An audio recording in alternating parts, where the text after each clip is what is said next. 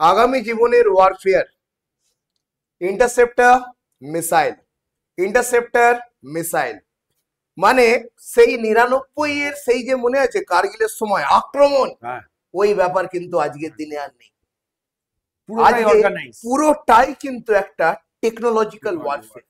তোমার ইন্টারসেপ্টর কত ভালো যে তোমার মিসাইলকে আটকাতে পারে, আর তোমার মিসাইল বা ড্রোন কত ভালো ইন্টারসেপ্টরকে অ্যাভয়েড করে ও টার্গেটে হিট করতে পারে।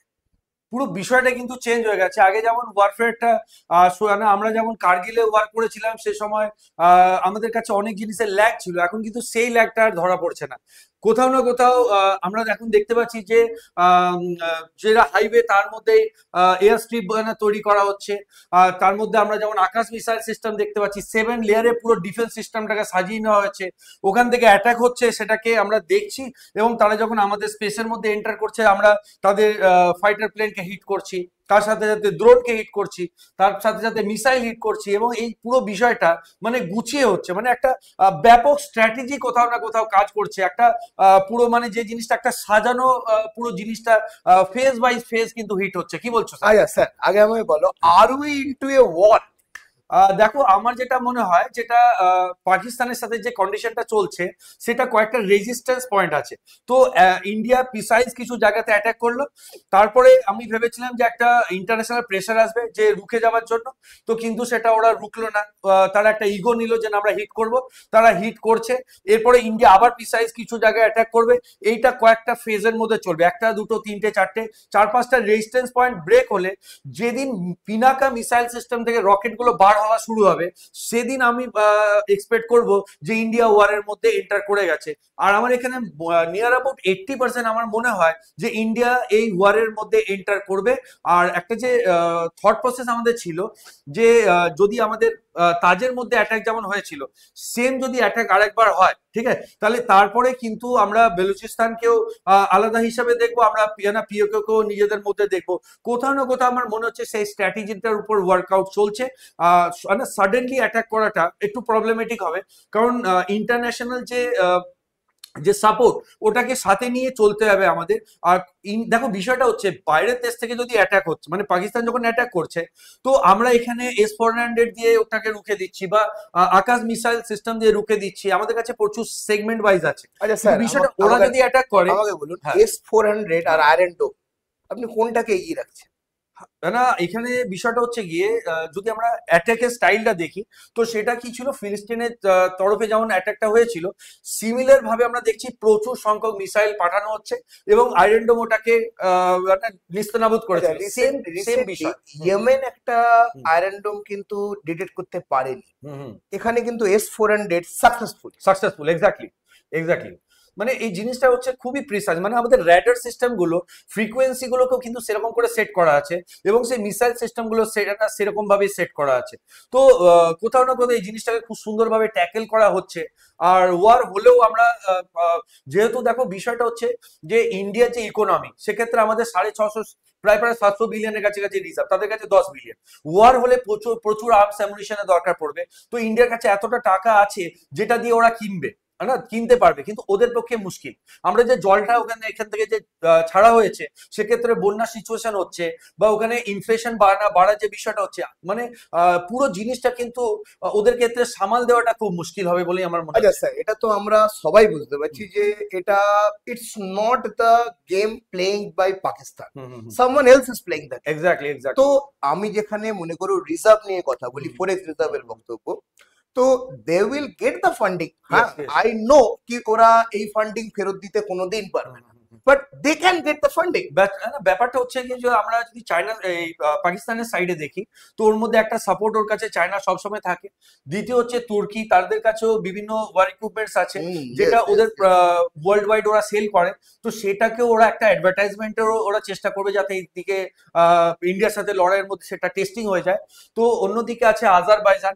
তো এই যে জায়গাগুলো, এখান থেকে ওরা আচ্ছা, সাপোর্ট পাচ্ছে। এই যে অ্যাডভার্টাইজমেন্ট, হুম, মানে হুম, যদি ইন্টারন্যাশনাল মার্কেট, হুম, ইন্টারন্যাশনাল অ্যামুনেশন হুম, মার্কেট, হুম, হুম, আমাদের চাইনিজ এয়ার ডিফেন্স সিস্টেম, এটা তো ফেল, মানে আর মনে হয় না কেউ কোনোদিন কিনবেও। এক্স্যাক্টলি, এটা হচ্ছে গিয়ে খুব বড় বিষয়। ব্যাপারটা হচ্ছে গিয়ে যখন বাইরের দেশ থেকে কোনো ওয়ার মানে এই যে S-400 যেটা যেভাবে সাকসেসফুল হচ্ছে, এটার এই পুরো নিউজটা কিন্তু ওয়ার্ল্ড ওয়াইড যাচ্ছে। যেই মুহূর্তে এই ওয়ারটা শেষ হবে তারপরে যতটা ওরা অর্ডার পাবে, যতটা ইউক্রেন আর রাশিয়ার লড়াইয়ে ওদের খরচা হয়েছে, ওটা ওরা 4-5 বছরের মধ্যে উঠিয়ে নেবে। ক্লিয়ার? এই যে ইসরায়েলের যে ড্রোনটা সাকসেসফুলি বিভিন্ন Yes, জায়গায় অপারেট yes, করছে, yes. ক্লিয়ার? মানে চাইনার যে এয়ার ডিফেন্স সিস্টেম সেটাকে যে ডিস্ট্রয় করার পেছনে এটা যে ইউটিলাইজেশন, তো এটা যেভাবে অ্যাডভার্টাইজমেন্টে বেরিয়ে আসছে, পরবর্তী সময় আমার মনে হয় এরা এটা থেকে কিন্তু প্রচুর বিজনেস করতে পারবে এবং বাইরের বিভিন্ন দেশকে এগুলো কোথাও না কোথাও সেল করতে পারবে। আচ্ছা স্যার, আমরা অতীত দেখেছি, হুম। সেকেন্ড ওয়ার্ল্ড ওয়ার দেখেছি, আমরা আগামী যুদ্ধ দেখেছি, প্রতিটা যুদ্ধ আমেরিকা একবার নাক গলাবেই, এটাই কেন ছেড়ে দিল? বিষয়টা হচ্ছে আমেরিকার নাক গলাবে, এখানেও ছাড়েনি, ওরা এসে গেছে। কিন্তু বিষয়টা হচ্ছে গিয়ে আমেরিকা এরকম একটা কান্ট্রি, ও চায় যে আমি বিজনেস করব। বিজনেস আমার কোথায় আছে? তো আমি কার সাথে বিজনেস করলে বেশি টাকা পাবো? যার কাছে 10 বিলিয়ন আছে, না যার কাছে 650 বিলিয়ন 700 বিলিয়ন আছে?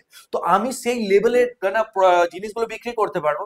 আর দ্বিতীয়ত ইন্ডিয়া যদি আমি এই মুহূর্তে সাপোর্ট করতে পারি, তাহলে পরবর্তী সময়ে ইন্ডিয়ার কোথাও না কোথাও এটা মাথায় থাকবে যে রাশিয়া ওকে সাপোর্ট করেছিল বলে রাশিয়ার সবসময় ইন্ডিয়ার সাথে আছে।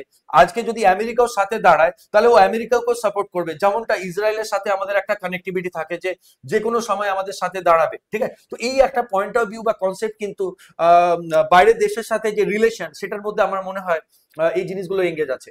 আচ্ছা স্যার, আমাকে একটা কথা বলুন, এই যুদ্ধের মধ্যে ফেক নিউজের একটা বাতাবরণ, মানে কাল রাত্রিরে আমাদের ইন্ডিয়ান প্রত্যেকটা চ্যানেল দেখিয়ে গেল যে Karachi post has been attack, Karachi port INS Vikrant is taking up. যতবার আইএনএস বিক্রান্ত নড়েছে ততবার নাকি নতুন একটা করে দেশ হয়েছে।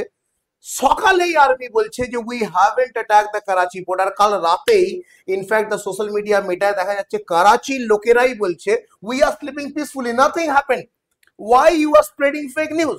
দেখো, বিষয়টা হচ্ছে গিয়ে কোনো কান্ট্রির সাথে যখন লড়াই হয়, ক্লিয়ার, ওর মধ্যে অনেকগুলো অ্যাসপেক্ট আছে, ফাইন। তো বিষয়টা হচ্ছে কারাচিতে অ্যাটাক হয়েছে, তো সেটা মানে খুবই ইজিলি পসিবল, কারণ আমরা দেখেছি খুব প্রিসাইজ অনেক জায়গার মধ্যে অ্যাটাক করেছে।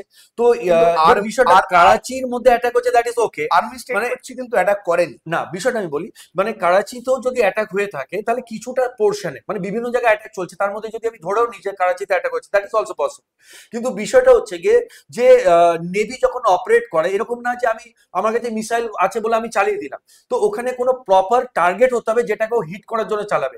কারণ পাকিস্তান অ্যাটাক করলে আমরা এখানে S-400 দিয়ে রুখে দেবো, কিন্তু ইন্ডিয়া যদি অ্যাটাক করে ওদের কাছে সেটাকে ডিফেন্ড করার মতন বিষয় নেই, প্রচুর লোক মারা যাবে। সেই কারণের জন্য ইন্ডিয়া মানে পাকিস্তানের মতন ভাবে অ্যাটাক করবে না যে আমি মিসাইল ছেড়ে দিলাম যা হবে দেখা যাবে। কিন্তু বিষয়টা হচ্ছে ইন্ডিয়ার মিসাইল ওদের দেশে পড়ে মানে লোকজনের মৃত্যু হবে, ক্লিয়ার? তো ইন্ডিয়া সেটার সঙ্গে কিন্তু একমত নয়। ইন্ডিয়ার মেন টার্গেট হচ্ছে আতঙ্কবাদী যারা আছে বা ওদের যারা আর্মি এই জিনিসের মধ্যে ইনভলভ আছে সেটা। কিন্তু আমার মনে হয় যা ওদের কমন পাবলিক ইন্ডিয়ার মধ্যে না, ইন্ডিয়ার অ্যাটাকের মধ্যে নেই, এবং সেই জন্য আমরা আমাদের যে ইন্ডিয়ান নেভি বা এয়ার ফোর্স বা আমাদের আর্মি ডাইরেক্টলি তাদেরকে কোথাও কোনোভাবে ইম্প্যাক্ট করবে কিন্তু স্যার, করতে চাইছে। সিএনএন আর বিবিসি, যদিও ওদের ক্রেডিবিলিটি নিয়ে আমাদের ভারতীয়দের ডাউট সারা জীবন থাকবে, বাট সিএনএন আর বিবিসি এরা দুজনেই বলছে যে দো all the missiles have been guided towards the army, the tourist base camps, কিন্তু দেখাচ্ছে যে অনেক আমাদের বাচ্চাদেরও প্রাণ গেছে। মানে আমি বলতে চাইছি না collateral damage must be there, but ওরা কিন্তু এটাকে ইস্যু করছে।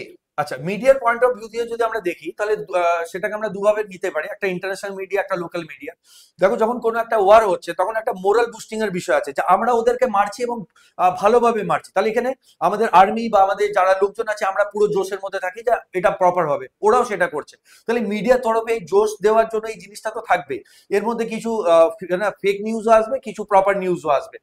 ইন্টারন্যাশনাল মিডিয়া কোথাও না কোথাও ওরা ডুয়েল ভাবে খেলছে, তো কোথাও না কোথাও ওরা পাকিস্তানকেও সাপোর্ট দেখাবে, কোথাও ইন্ডিয়াও সাপোর্ট দেখাবে কোনোদিন যদি দরকার পড়ে, কারণ দরকার তো পড়বেই, সেক্ষেত্রে ওরা যাতে দুটো কান্ট্রিকে হ্যান্ডেল করতে পারে বা সেটাকে এই ওয়ারটাকে নিউট্রালাইজ করতে পারে, এই অনেকগুলো বিষয়ের মধ্যে দিয়ে কোথাও না কোথাও আমার মনে হয় যে এরা এঙ্গেজমেন্ট নিচ্ছে।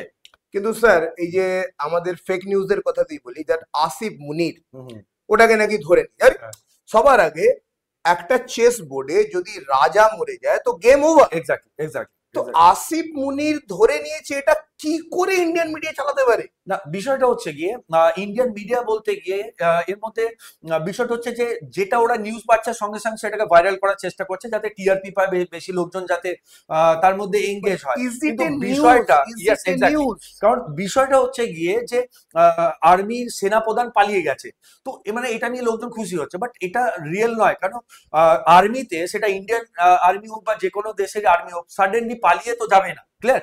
ডেথ হতে পারে কিন্তু পালিয়ে যাবে না। সেটা মানে বিষয়টা যদি তুমি অন্যভাবে দেখো, আফগানিস্তান এরাও প্রচুর বছর ধরে লড়াই করেছে, মানে কিন্তু আফগানিস্তান হার মানেনি কোথাও। হ্যাটস অফ, আমেরিকাও হারাতে পারেনি, হ্যাঁ, রাশিয়াও হারাতে পারেনি, এরা কিন্তু কারোর কাছে হ্যাটস অফ, Exactly. কারোর কাছে হারেনি। এরা কারোর কাছে গিয়ে এটা বলেনি যে লড়াইটা রুখে দাও, এই করে দাও, বা কান্নাকাটি করছে, এটা করেনি। যেটা আমরা পাকিস্তানে দেখছি, কান্নাকাটি। Pakistan How can a army person, an MP can cry? Yes yes, মানে মানে আমার জন্য এটা শকিং ছিল, মানে কি করে যে আর্মি থেকে মেজর, তিনি সেখানে এমপি, সে কান্নাকাটি করছে। বাট এটা তুমি যখন ফাইটের মধ্যে আসছো, তো তোমার যে আর্মি, তার তো মোরাল যেটা বুস্ট থাকে সেটা খতম হয়ে যাবে, তো আর্মি লড়বে কোথা থেকে? দেখো, ওদের কিছু কিছু বিষয় আছে, ওরা জানে ওদের কাছে টাকা নেই, বালুচিস্তান থেকে ওদের অ্যাটাক আসছে, পিওকে ইন্ডিয়া দখল করতে পারে। ক্লিয়ার? এরপরে ওরা যেটা আর্মস অ্যামুনিশন কেনার পয়সা নেই, ওদের ওখানে যেটা জল রুকে দেওয়া হয়েছে বা জল মাঝে মাঝে ছেড়ে দেওয়া হচ্ছে, এই কন্ডিশন। তারপরে ইন্টারনাল যে তোমার ইমরান খানের বিষয়টা নিয়ে আমরা সবাই জানি, তো এখানে বিষয়টা হচ্ছে যে ও জেলের মধ্যে আছে, তো পুরো জিনিসটা একটা ম্যাসাকার হয়ে আছে। ফাইন, তো ওরা কোথাও না কোথাও জিনিসটা দিশেহারা হয়ে গেছে যে কি করব। মানে ওদের যে আর্মির যে একটা মোরাল যে একটা সাপোর্ট থাকে, বা একটা আমার পাওয়ার থাকে, ওটা কোথাও না কোথাও আমার মনে হচ্ছে স্যার ব্রেক করেছে। ব্রেক তো করেছেই, কিন্তু sir, is Pakistan a worth enemy? না, বিষয়টা হচ্ছে গিয়ে ইন্ডিয়া বরাবরই এটা বলছে যে আমাদের তাদের পাবলিকের সাথে কোনো প্রবলেম নেই। আমাদের প্রবলেমটা হচ্ছে তারা যে উগ্রবাদীগুলোকে মাঝে মাঝে আমাদের দেশে পাঠাচ্ছে এবং আমাদের লোকজনের ডেথ হচ্ছে। অ্যাকচুয়ালি ফ্যাক্টর হচ্ছে they can't fight directly yes yes, ওদের ক্ষমতা নেই ওরা ডাইরেক্টলি লড়বে। আর 99 এর পর থেকেই দেখা গেছে they had sponsored terrorism just to counter India, because front ওরা মেনেও নিয়েছে এটাকে, মিডিয়াতে ওরা মেনে নিয়েছে, ওদের ডিফেন্স মিনিস্টারও সেটাকে মেনে নিয়েছে। স্যার, রাফেল তো পেন ডাউন হয়েছে, মানে আমার মনে হয় না এরকম কিছু। দেখো, বিষয়টা হচ্ছে কোনো প্রুফ তো সেরকম কিছু নেই। ইয়েস, প্রুফ আছে। মার্টিন বেকার, ওরা ইজেকশন সিট বানায়। এবার ওরা নিজেদের ইনস্টাগ্রাম হ্যান্ডেলে নাম্বার অফ, মানে yes today I also say I saved one more lifes, ওখানে কিন্তু ওরা নাম্বার অফ লাইফস কে বাড়িয়েছে। তো রাফেল তো পেন ডাউন হয়েছে, because even the French officer accepted কি the first time Rafale has been pen down. তো এটাকে কিভাবে দেখছো? দেখো, আমার মনে হয় কি যে যখন আমাদের মিগ থেকে আমাদের অভিনন্দন ওখানে ওখানে ওদের ফাইটারকে মারার পরে পড়েছিল, তো ওরা এটা নিয়ে বিশাল একটা নিউজ করেছিল। মিগটা তো একটা ঝড়ঝড়ে বিমান, হ্যাঁ, মানে ওইটাকেও যদি আমরা দেখি, কিন্তু এখানে যদি রাফেল মারতো না, তা একটা বিশাল বড় নিউজ হতো, বা কোথাও তো রাফেলের কোনো অংশ পড়েছে বা কোনো কিছু হয়েছে। মানে আমার তো মনে হয় না যে এটা নিয়ে মানে রাফেল ওরা মারতে পেরেছে, তাহলে ওরা এটা কিন্তু বিশাল হাইলাইট করতো। সেটার কিন্তু কোনো আমরা প্রুফ কিন্তু প্রপার ভাবে দেখতে পাচ্ছি না। প্রপার প্রুফ তো নেই। দেখো, কোনো জায়গাতেও বলছে যে এটা ইজেকশন সিট থেকে বেরিয়েছে, তো সেই পার্সেন্টটা তো ধরা পড়লে তো ওরা দেখাবে। ক্লিয়ার? কিন্তু সেটা তো দেখাতে পারছে না, তার মানে কোথাও না কোথাও গড়বড় আছে। রাফেলকে মারা কিন্তু এত আসান নয়, রাফেল মারাটা প্রচন্ড টাফ। এবং ইন্ডিয়ার যে ফাইটার প্লেন, সেটা কিন্তু বর্ডার এরিয়া যাচ্ছে, সেখান থেকেও টার্ন নিচ্ছে, আর তার মধ্যে দিয়ে কিন্তু মিসাইল বেরিয়ে যাচ্ছে। ফাইন, যেটা আমরা আপাতত পর্যন্ত দেখছি, বা ওরা যে ওদের বর্ডারের মধ্যে এন্টার করেছে, সেটা যদি হতো তাহলে কিন্তু ওদের বিভিন্ন মিনিস্টাররা এটা নিয়ে ইন্টারন্যাশনাল মিডিয়া তো হাইলাইট করতো এবং ইন্টারন্যাশনাল ফোরামে হাইলাইট করতো। যখন তারা করেননি, তার মানে কি যে তারা সেটা কখনো না প্রপার ভাবে প্রসেস হয়নি বা এটা হয়নি। আচ্ছা, what do you think sir, কি ইন্ডিয়ান মিডিয়া ব্যাপারটাকে মানে প্রলিফিক করে দিয়ে এটাকে একটা বলিউড মুভি বানিয়ে দিয়েছে? বলিউড মুভি তো হবেই। আর দ্বিতীয়টা বিষয়টা হচ্ছে যে আমাদের আর্মি বা আমাদের নেভি বা আমাদের এয়ারফোর্স, এরা অনেক দিন ধরে এটা এদের মধ্যে একটা রাগ ছিল যে উগ্রবাদীরা বারবার আসছে মারছে, বারবার আসছে মারছে। পাবলিকের মধ্যেও একটা তোমার কি রাগ ছিল, এটা এবার আউটবাস্ট হচ্ছে। কারণ কত দিন ধরে শুধু মার খেয়েই যাবে, খেয়েই যাবে, খেয়ে যাবে, আর তুমি আননেসেসারি আমাদের সিভিলিয়ানকে মারতে থাকবে, এটা তো কখনো কোথাও না কোথাও তো এন্ড হবে। আচ্ছা, এই যে আমাদের ইন্ডিয়াতে মনে করুন আমাদের চন্দননগরী কে 35 বছর ধরে আছে, ফাতেমা বিবি, এবার ওকে বেরিয়ে যাওয়ার কথা বলা হচ্ছে। আমরা এগুলো আগে কেন ভাবি? দেখো বিষয়টা হচ্ছে ইমোশনাল কিছু বিষয় আছে, কিন্তু যে এখান থেকে যাদের মানে চলে যেতে বলা হচ্ছে বা চলে যাবে, কিন্তু বিষয়টা হচ্ছে ইন্ডিয়া যখন যখন কোনো ওয়ার কন্ডিশন আসে, তো যেহেতু তাদের সিভিলিয়ানরা আমাদের মধ্যে আছে, তারা এখানে বিয়ে করেছে, যেমন তারা এখান থেকে ছেড়ে গেলে তাদের পরিবারের একটা কষ্ট সেটা বোঝা যায়, কিন্তু অন্য সাইডে যদি তাদের মধ্যে কিছু লোক অ্যাজ এ ইন্টেলিজেন্সে এখান থেকে নিউজ গুলোকে যদি বাইরের দেশে পাঠায়, সেক্ষেত্রে কিন্তু ইন্ডিয়ার জন্য ফাইটটা কিন্তু আরো ডিফিকাল্ট হবে। তো আপাতত তারা ওইদিকে যদি চলে যায়, পরবর্তী 6-7 মাস পরে যেহেতু তারা বিয়ে করেছে বা তারা যদি আসো তাহলে প্রবলেম নেই। বিষয়টা যে আমাদের একটা কোথাও না কোথাও জানতে এটা হবে যে আমাদের কাছে নিজেদের পপুলেশন কি আছে, আমাদের কাছে বাইরের দেশের পপুলেশন কি আছে। তারা ওয়ার্ক ভিসাতে আসছে এবং কাজ করার পরে চলে যাচ্ছে, দ্যাট ইজ ওকে। তারা যদি বিয়ে করে তাহলে না সেক্ষেত্রে পুরো জিনিসটার ইনফরমেশন আমাদের যেটা রেসপেক্টিভ অথরিটিস তাদের কাছে থাকা উচিত। তারা যদি এটা লুকিয়েছে, that is somewhere there is some problem. somewhere there is some problem. তো এটা ইন্টেলিজেন্স কিন্তু হতে দিতে পারা যাবে না এখন আপাতত এই কন্ডিশন। 6-7 মাস পরে যখন জিনিসটা নর্মালাইজ হয়ে যাবে, তখন কিন্তু আবার এলে কোনো প্রবলেম হবে বলে আমার তো মনে হয় আচ্ছা না। সঞ্জীব স্যার, ইন্ডিয়ান্স এটা সবার দাবি যে হালকা করে মিসাইলের মুখটা ঘুরিয়ে যদি দু একটা বাংলাদেশে আর কি ফেলে দেওয়া যেত, হ্যাঁ, হ্যাঁ। হেভি হতো ব্যাপারটা। না বিষয়টা হচ্ছে গিয়ে বাংলাদেশের সেরকম কিছু নেই ওদের মারবে মানে, দেখো বিষয়টা হচ্ছে গিয়ে আজ যখন কোনো ওয়ার হয় তখন কাকে মারার জন্য ওয়ারটা হয়, মানে এরকম নয় যে পাবলিককে মারার জন্য। ওখানে কি হয়, যেগুলো তোমার ইনফ্রাস্ট্রাকচার গুলো বা যেখান থেকে কোনো কান্ট্রির আর্নিং জেনারেট হচ্ছে সেগুলোকে হিট করা হয়, ফাইন। তো বাংলাদেশে যদি অ্যাটাকও করে তো মারবে কি, কিছুই নেই। এবার মজার অনেক আমরা ভাইরাল ভিডিওস দেখি যার মধ্যে ওরা বলছে আমরা বাঁধ বানাবো বাঁধ দিয়ে, তো ইন্ডিয়ান লোকজন হাসছে। বাঁধের অপরিচয় হ্যাঁ, তো এটা একটা হাস্যকর বিষয় আছে। বা হাড়ির মধ্যে লোকজন বসে হাতে হাত দিয়ে এরকম করে সাঁতার কাটছে বাংলাদেশ অতিরিক্ত নেভি, বাংলাদেশ। বাংলাদেশ তো navy. That is an separate issue, but common পাবলিককে হিট করা তো ইন্ডিয়া কখনো চেষ্টা ছিল না বা করবেও না। We don't attack first. Yes, definitely. That's the always theory, হ্যাঁ। মানে বরাবরের থিওরি, Yes. এটা আমরা শুরুতে অ্যাটাক করি আর না। ওরা আমাদের না, বাংলাদেশ বলো বা পাকিস্তান, এরা একদিন আমাদেরই পার্ট ছিল, এখন সেপারেট হয়ে গেছে। সেপারেট। বাট আমরা এটাই চাইছি যে আমরাও গ্রো করি এবং বাকি যারা কান্ট্রিজ আছে তারাও নিজেদের মতন গ্রো করুক, আমরা একসাথে গ্রো করি যেমন ইউরোপিয়ান কান্ট্রিজরা গ্রো করছে। কিন্তু আমাদেরকে যদি বারবার হিট করা হয় তাহলে আমাদেরও তো একটা সহ্যের লিমিট আছে, সেটা কোথাও না কোথাও সেই ব্যারিয়ারটা যাতে না ভাঙে এবং আমরা সবাই যাতে মানে সবাই একসাথে যাতে সুন্দর করে বাঁচতে পারি, পৃথিবীটা যাতে সুন্দর করা হয়, তো সেই জিনিসটা কিন্তু প্রত্যেকটা কান্ট্রি চাওয়া উচিত। বালুচিস্তানের কি নতুন নকশা টানা হতে পারে?